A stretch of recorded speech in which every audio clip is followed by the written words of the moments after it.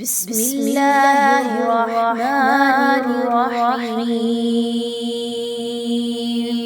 السلام علیکم ورحمۃ اللہ وبرکاتہ۔ آج کی کلاس میں انشاءاللہ سورۃ البقرہ کی آیت نمبر 55 اور 56 کو تجویدی قواعد کے ساتھ مل کر پڑھنا سیکھیں گے۔ آئیے آج کا سبق شروع کرتے ہیں۔ وَإِذْ قُلْتُمْ يَا مُوسَى لَن نُّؤْمِنَ لَكَ حَتَّى نَرَى اللَّهَ جَهْرَةً فَأَخَذَتْكُمُ الصَّاعِقَةُ وَأَنْتُمْ تَنظُرُونَ۔ وَإِذْ قُلْتُمْ، وَإِذْ میں ذال کو آپ نے نرمی کے ساتھ پڑھنا ہے، سختی کے ساتھ نہیں پڑھنا۔ سافٹلی پڑھیے، زبان کو تھوڑا سا باہر نکالیے، دانتوں کے درمیان میں دیجیے اور دال کی ادائیگی کیجیے۔ وَإِذْ اس طریقے سے نہیں پڑھنا، وَإِذْ یہ درست انداز ہے پڑھنے کا۔ قُلْتُم قاف کو موٹا کر کے پڑھیے، قاف موٹا حرف ہے، اس کو پر پڑھا جائے گا۔ میم ساکن کے بعد یا کا حرف ہے، یہاں پر کسی طرح کا غنہ نہیں کرنا۔ وَإِذْ قُلْتُم ایسا کرنا درست نہیں ہوگا، بلکہ وَإِذْ قُلْتُمْ يَا مُوسَى میم واو پیش مو واو مدہ ہے، 1 سے 2 الف کے برابر پڑھیے۔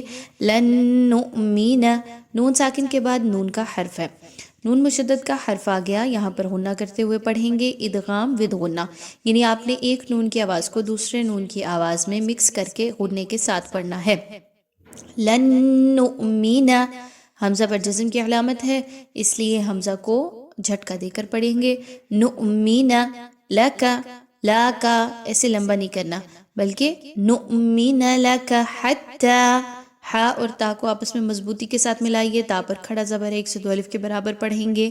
نر اللہ جہرہ، را کے ساتھ اللہ کا حرف موجود ہے، اس لیے آپ اس را کو پر پڑھیں گے کیونکہ را پر زبر ہے، اور اللہ کے حرف سے پہلے را پر زبر ہے، اس لیے اس اللہ کے حرف کو بھی پر پڑھا جائے گا۔ حتی نر اللہ، اکثر لوگ پوچھتے ہیں کہ اللہ کے حرف کو پر پڑھتے ہوئے کیسے پڑھیں، ان سے نہیں پڑھا جا رہا ہوتا، تو یاد رکھیے زبان کو اوپر کی طرف اٹھائیے تو آپ سے اچھے طریقے سے بخوبی جو ہے وہ اللہ کا حرف پر پڑھا جائے گا، موٹا پڑھا جائے گا۔ جہرۃ، ہا کو اچھے سے اس کے مخرج سے نکالیے، را کے اوپر زبر ہے، اس را کو بھی پر پڑھیے۔ تنوین کے بعد یعنی تا کے اوپر جو 2 زبر ہے اس کو تنوین کہتے ہیں۔ تنوین کے بعد فا کا حرف آ رہا ہے، آپ نے تنوین کی آواز کو چھپانا ہے، کلیئر نہیں پڑھنا، یہاں پر اخفا کا قاعدہ فالو کرنا ہے اور آواز کو تھوڑا سا ناک میں لے کے جائیے۔ جہرۃ فأخذتكم الصاعقہ، اب اس میں خوا موٹی پڑھی جائے گی، صاد موٹا پڑھا جائے گا، اور قاف، یہ تینوں حروف موٹے ہیں، ان کو پر پڑھا جائے گا۔ دال کو نرمی کے ساتھ پڑھیے، فأخذت، ٹھیک ہے، کم الصاعقۃ وانتم، نون ساکن کے بعد تا، نون ساکن کے بعد ظا، وانتم دونوں جگہ پر اخفا کا قاعدہ اپلائی ہوگا۔ میم ساکن کے بعد تا کا حرف ہے تو اس لیے یہاں پر اظہار شفوی ہوگا، کسی طرح کا غنہ نہیں کرنا۔ وانتم تنظرون، امید ہے اچھے سے کلیئر ہو گیا ہوگا۔ را کے اوپر پیش ہے، اس لیے اس را کو پر پڑھا جائے گا، را واو پیش رو واو مدہ ہے۔ آئیے آیت نمبر 56 کی جانب چلتے ہیں۔ ثم بعثناكم من بعد موتكم لعلكم تشكرون۔ ثم سا اور میم کو آپس میں ملاتے ہوئے میم مشدد کا غنہ کیجئے۔ بعثناکم، میم ساکن کے بعد میم کا حرف ہے، اس لیے یہاں پر غنہ کرتے ہوئے پڑھیں گے، آواز کو ناک میں لے کر جائیے۔ نون ساکن کے بعد با کا حرف ہے، یہاں پر آپ نے اقلاب کا قاعدہ فالو کرنا ہے، یعنی کہ نون کی آواز کو آپ نے میم کی آواز میں بدل دینا ہے، ود غنہ، آواز کو ناک میں لے کے جا کر۔ من بعد موتکم، میم واو زبر مو، یہاں پر واولین ہے، 1 سے 2 الف کے برابر اس کو پڑھیے۔